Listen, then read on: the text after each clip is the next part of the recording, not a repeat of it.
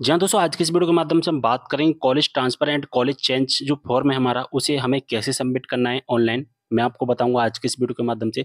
जैसा कि आप सभी को पता होगा कि आपने ई-प्रवेश काउंसलिंग के माध्यम से एडमिशन लिया होगा BA, BCom, BSc, MA, MCom, MSc, LLB, LLM किसी भी कोर्स में अगर आपने एडमिशन लिया है और अगर आप अपना कॉलेज ट्रांसफर या कॉलेज चेंज करने का फॉर्म भरना चाहते हैं, तो उस फॉर्म को हमें कैसे भरना होगा, मैं सारी इन्फॉर्मेशन को बताऊँगा आपको। एमपी के स्टूडेंट हैं जिन्होंने ई-प्रवेश काउंसलिंग के माध्यम से एडमिशन लिया है, केवल वही स्टूडेंट इस फॉर्म को भर पाएँगे, ठीक है? तो सबसे पहले आपको इस वेबसाइट पर आना है, इस वेबसाइट पर आने के बाद में आपको इस तरह का दिखाई देगा और आपने जिस कोर्स में एडमिशन लिया है, उस कोर्स की रजिस्ट्रेशन वाली लिंक पर आपको क्लिक कर देना है। इसके बाद हमारे सामने इस तरह का इंटरफेस आ जाएगा। यहाँ पर दोस्तों एक लिंक दिखाई दे रहा है, ऑनलाइन कॉलेज ट्रांसफर रिक्वेस्ट, ठीक है? जो कि 24 सितंबर को एक्टिवेट किया गया था। इस लिंक पर आपको क्लिक करना है। ऑनलाइन कॉलेज ट्रांसफर रिक्वेस्ट वाली लिंक पर आपको क्लिक कर देना है। इसके बाद हमारे सामने इस तरह का इंटरफेस आ जाता है। एप्लीकेशन नंबर डालना है, डेट ऑफ बर्थ डालना है, पासवर्ड डालना है, कैप्चा कोड का आंसर दे देना है, व्यू डिटेल पर क्लिक करना है। इसके बाद में होगा क्या कि हमारे सामने एक फॉर्म है वो कि ओपन होकर आ जाएगा। अब दोस्तों हमारे सामने इस तरह का एक फॉर्म है जो कि ओपन होकर आ जाता है, जैसा कि देख पा रहे हैं कॉलेज ट्रांसफर रिक्वेस्ट फॉर्म है 2024-25 का। यहाँ पर कुछ डिटेल्स हमें दिखाई देंगी। सबसे पहले हमारी पर्सनल डिटेल दिखाई देती है, जैसा कि देख पा रहे हैं, ठीक है? यहाँ पर कुछ भी नहीं करना है हमें, कुछ चीज़ें जो कि मैंने ब्लर की हुई हैं। इसके बाद में हमारी डिटेल दिखाई देती है एडमिशन की, कि हमने किस कॉलेज में एडमिशन लिया, किस कोर्स में एडमिशन लिया, किस कैटेगरी से हमने एडमिशन लिया है। अब दोस्तों मैंने अभी आपको इससे पहले एक वीडियो बनाकर बताया था जिसमें मैंने ए और बी का उदाहरण दिया था, यानी कि हमने इस कॉलेज में एडमिशन लिया है प्रेज़ेंट में, जो कि हमारा ए कॉलेज है। अब हमें ए से बी में ट्रांसफ़र करना है, यानी कि चेंज करना है। तो हमें जो बी नाम के कॉलेज में ट्रांसफ़र करना है, वो बी कॉलेज की अब डिटेल हमें फ़िल करनी पड़ेगी, ठीक है? बी कॉलेज, ए कॉलेज की डिटेल है, ए से हमें कहाँ पर जाना है?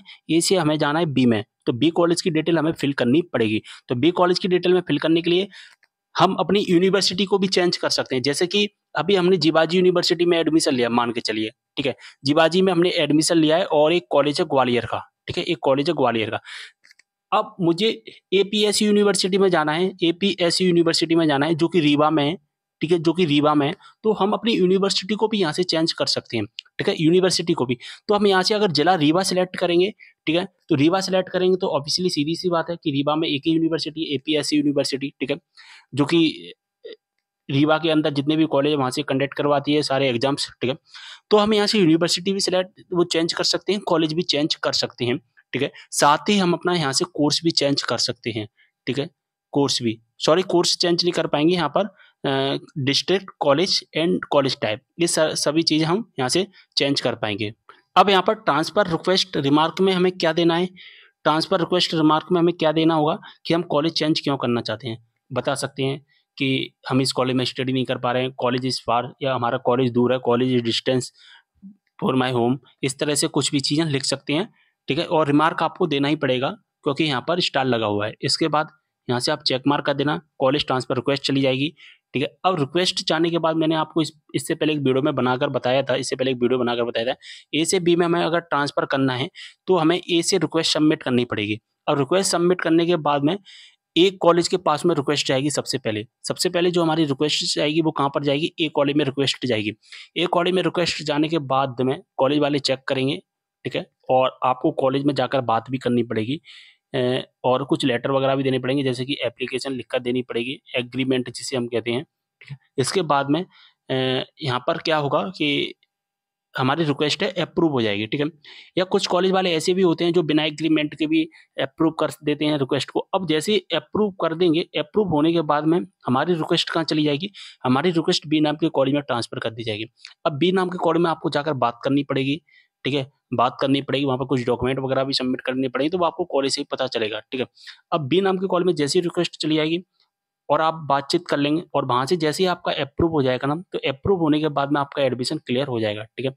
चलिए अब हम ऑनलाइन कैसे देखेंगे कि हमारी रिक्वेस्ट ए नाम के कॉलेज से अप्रूव हुई है या नहीं, ए से बी में ट्रांसफ़र हुई है या नहीं, या बी से अप्रूव हुई है या नहीं, ये सभी चीज़ें हम ऑनलाइन भी देख सकते हैं। तो ऑनलाइन देखने के लिए हमें क्या करना पड़ेगा मैं बता देता हूँ आपको। आपको इसकी ऑफ़िशियल वेबसाइट पर आना है ई-प्रवेश, यहाँ पर आपको दिखाई देगा आवेदन की स्थिति जानें, यहाँ पर क्लिक कर देना। इसके बाद हमारे सामने इस तरह का इंटरफ़ेस आ जाएगा, यहाँ पर एप्लीकेशन नंबर डाल देना, डेट ऑफ बर्थ डाल देना, कैप्चा कोड का आंसर डाल देना और व्यू डिटेल पर आप क्लिक कर देना, ठीक है? इसके बाद हमारे सामने इस तरह का इंटरफेस आ जाएगा, यहाँ पर कुछ नहीं करना, डायरेक्ट सबसे नीचे आ जाना और सबसे नीचे आने के बाद में यहाँ पर आपको दिखाई देगा कॉलेज ट्रांसफर डिटेल, एक चीज़ आपको दिखाई देगी कॉलेज ट्रांसफ़र डिटेल की। यहाँ पर आपको दिखाई देगा करंट कॉलेज यानी कि ए कॉलेज दिखाई देगा। हम ए और बी से समझेंगे क्योंकि ए और बी से हमें जल्दी समझ में आएगा। न्यू कॉलेज यानी कि हमें ए से बी में जाना है, ठीक है? न्यू कॉलेज हमने जनता कॉलेज सेलेक्ट कर लिया और एक हमारा एक कॉलेज है, ठीक है? इस तरह से जो कि हमारा हो गया है ए से बी में। हमने रिक्वेस्ट कब सबमिट की वो दिखाई देगी। कैंडिडेट रिमार्क आप देख सकते हैं। अब दोस्तों स्टेटस में आपको दिखाई देगा। स्टेटस क्या है? हमने अभी रिक्वेस्ट सबमिट की, जब रिक्वेस्ट सबमिट किया तो अभी ए नाम के कॉलम में जाइए, तो ए नाम की जब कॉलम में रिक्वेस्ट जाएगी, तो क्या लिख कर आएगा? Pending for old college approval. इसका मतलब है कि अभी ए नाम के कॉलम में रिक्वेस्ट पड़ी है, ए नाम के कॉलम में अभी रिक्वेस्ट पड़ी है, अभी अप्रूव नहीं हुई है, ठीक है? अभी ए नाम के कॉलम में रिक्वेस्ट पड़ी है हमारे ओल्ड कॉलम में, यहाँ से अप्रूव नहीं हुई है। अभी यहाँ से अप्रूव करवाने के लिए आपको कॉलेज जाना पड़ेगा। मैंने आपको पहले ही बताया, या तो कुछ कॉलेज वाले ऑटोमेटिक कर देते हैं, नहीं तो आपको कॉलेज जाकर भी अप्रूव करवाना पड़ सकता है। एग्रीमेंट वगैरह कुछ डिटेल्स होती हैं, वो बतानी पड़ेगी, वो आपको कॉलेज से पता चल जाएँगी। जैसे ये नाम के कॉलेज से आपकी रिक्वेस्ट है वो अप्रूव हो जाती है। रिक्वेस्ट अप्रूव होने के बाद में कॉलेज ट्रांसफर डिटेल में एक स्टूडेंट को और बता देता हूँ, जैसे ही हमारी अप्रूव हो जाती है, तो क्या लिख कर आ जाता है? तो स्टेटस में लिख कर आ जाता है approved approved by old college, यानी कि ए नाम के कॉलेज से हमारी रिक्वेस्ट है अप्रूव कर दी गई है। और जैसे ही रिक्वेस्ट अप्रूव कर दी जाती है, इसके बाद में बी नाम के कॉलेज में ट्रांसफ़र कर दी जाती है।